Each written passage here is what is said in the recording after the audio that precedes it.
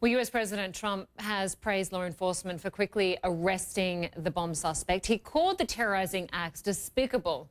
And at a Friday night rally, Mr. Trump called for unity, but then immediately launched into an attack on the media.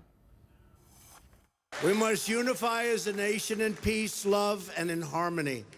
The media has a major role to play, whether they want to or not.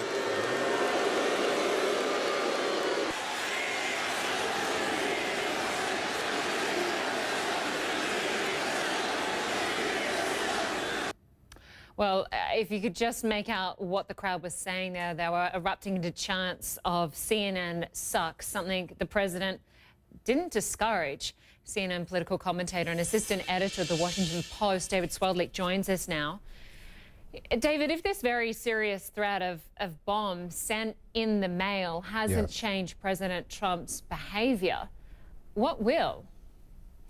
Yeah, good morning, Linda. I'm not sure. I think the only thing maybe would be if he suffers a serious defeat or his party suffers a serious defeat at the ballot box. I'm not sure that that will happen in November, but if it did, perhaps he would rethink his strategy. Right now, the president looks at his approval rating, which is about 44% in the Real Clear Politics average. It's right where it was on Inauguration Day, and I think he and his advisors see that and say, look, playing to just our base, playing to just our supporters, and not trying to come forward to the nation with a message of unity has worked for us for almost 2 years. Let's keep going with that until, if it's not broken, don't fix it. You can imagine a president coming forward, say President Obama, with a message that was like, we're Republican, we're Democrat, but we're all Americans. Let's unite. We don't always agree, but there are bigger issues at stake for the country.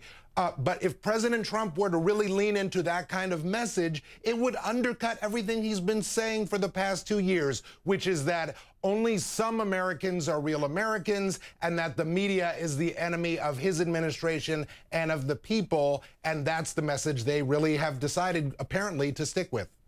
Yeah, you make a good point. We know that 14 explosive devices were recovered, were found. One was addressed to the former National Director of Intelligence, James Clapper, which was intercepted at a Manhattan mailroom before it got to CNN, where it was addressed to. Let's just take a listen to what he had to say in response to what we're hearing from the president. I do think, though, that all politicians are responsible for toning down the rhetoric where possible. And first among those politicians is the President of the United States, who occupies the most influential bully pulpit, not only in this country, but in the world. And you can accuse other people of saying extreme things, but really the leadership for this starts with the President of the United States. He has to set the tone. US President has to set the tone. That's from the former Director of National Intelligence. You say that this is Donald Trump's strategy to play to his base. But does he have any obligation to raise the bar here when it comes to the safety of people in this country?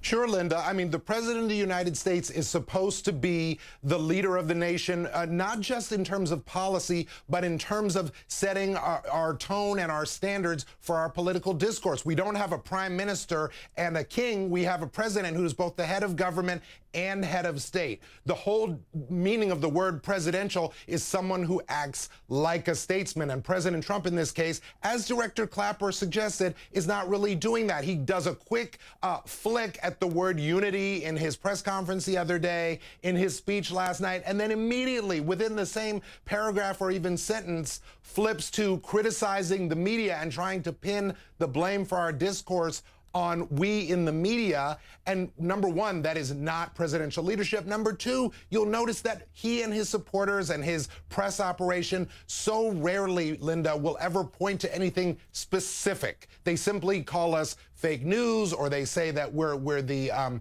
you know, the biased media, but you don't hear them point to something hardly ever saying, well, this report was inaccurate, or I don't agree with this point of view expressed because of X, Y, or Z. They just simply tar us with a broad brush. And I think that's both unfortunate for presidential leadership. Look, we can take it. I would rather work for CNN and, in my case, the Washington Post, organizations that do hold power to account rather than organizations that are lapdogs for the administration. So we can take it, but you would want presidential leadership to be demonstrated here. I don't really think it is. Absolutely. I couldn't agree with you more, David Swerdlick. Thanks so much. Thanks, Lynda.